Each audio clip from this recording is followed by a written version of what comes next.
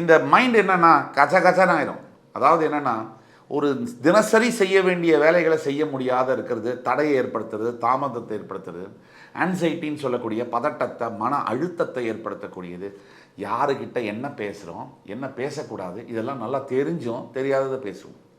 வம்பு வழக்கில் போய் மாட்டிக்குவோம். இதெல்லாம் தான் ஏழரை சனின்னு சொல்கிறோம். ஏழரை சனினா மைண்டை சனி பிடிக்கக்கூடியது. அப்படின்னா மைண்டு டோட்டல் ஸ்விட்ச் ஆஃப் ஆகிடும்.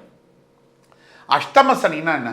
ராசியுடைய 8ஆம் இடத்துக்கு சனி வந்துட்டா அது அஷ்டம சனின்னு சொல்கிறோம். அஷ்டம சனினா அதுவும் சிம்மத்துக்கு, சூரியன் வந்து அதிபதி சிம்மம், சிம்மத்துக்கு வந்து சனினா ஆகவே ஆகாது. அதாவது சூரியனுக்கும் சனிக்கும் ஒரு ஜென்ம பகை.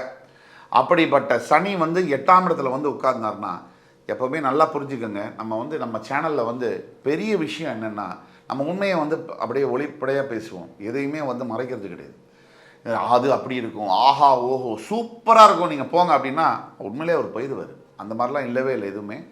எப்போவுமே இந்த இசிஜி கிராஃப் மாதிரி வாழ்க்கையில் கூட மேலே கீழே இறக்கம் வந்தால் தான் அது வாழ்க்கை. அப்படியே நேர்கோடாக இருந்தால் ஆள் போயிட்டாருன்னு அர்த்தம். அதனால் நீங்கள் ஒன்று புரிஞ்சுக்கணும், இந்த அஷ்டம சனி காலகட்டத்தில் என்ன நடக்கும்னா, 7.5 வருஷத்தில் சனி, 7.5 சனியில் என்ன பிரச்சனை கொடுப்பாரோ அதை டேப்லெட் ஃபார்மேட்டில் இந்த 2.5 வருஷத்தில் தூக்கி கொடுத்துருவார். இதுதான் அஷ்டம சனி. அஷ்டம சனியுடைய தாக்கம் வந்து மிக பயங்கரமான தாக்கம் தான், அதில் மாற்று கருத்து இருக்க முடியாது.